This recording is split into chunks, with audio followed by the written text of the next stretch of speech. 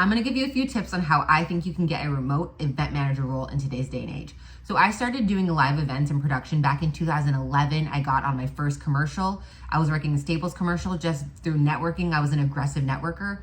And then I worked in live production from like 2013 strongly until like 2017. I was a freelance production assistant.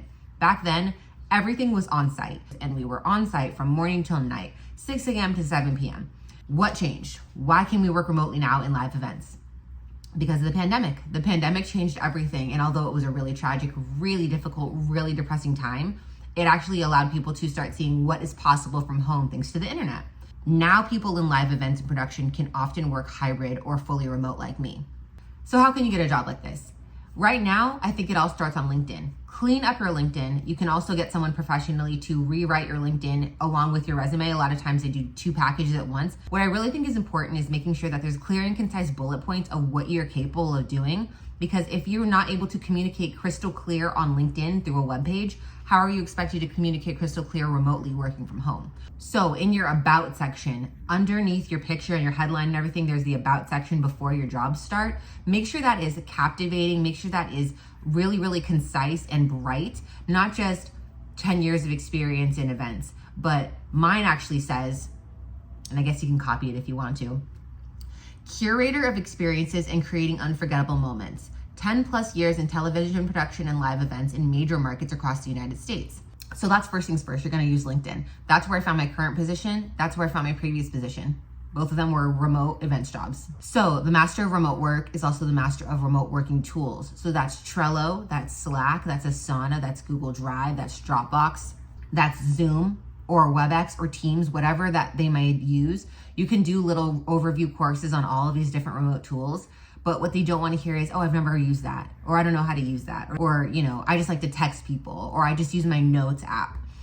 When you're collaborating with people in different time zones, when you're collaborating with people in different states, different cities even, and you're not all in the same building, it is imperative that you know how to go into different project management tools, update, communicate, triple check. You can't just say, well, I sent you an email last week.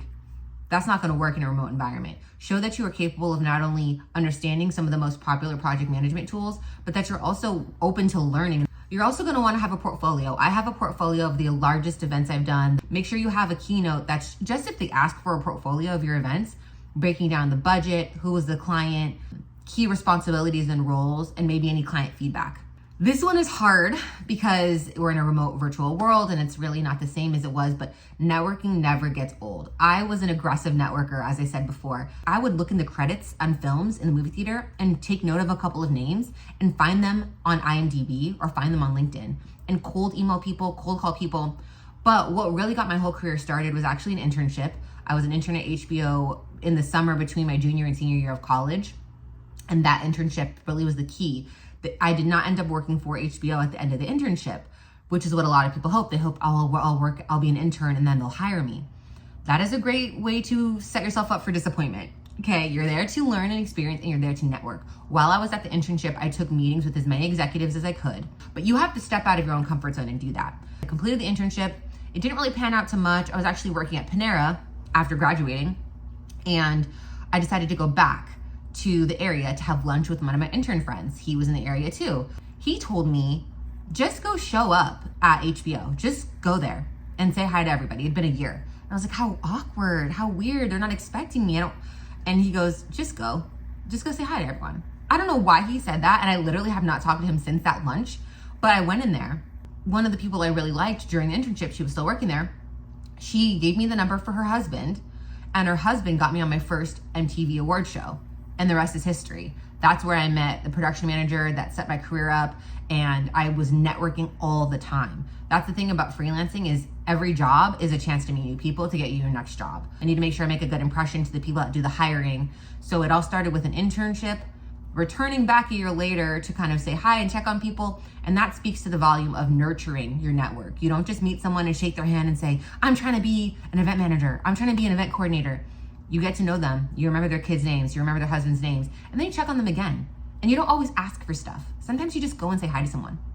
Okay? Sometimes you just go to catch up and nurture that bond. I feel like as an introvert, I'm an introvert, y'all. Networking is not fun if I don't actually vibe with you. If we don't click like this, I'm not coming up to you just talking about, hi, That's not me. Okay, so this is giving hope to all the people who are more shy or don't like to do things that are uncomfortable.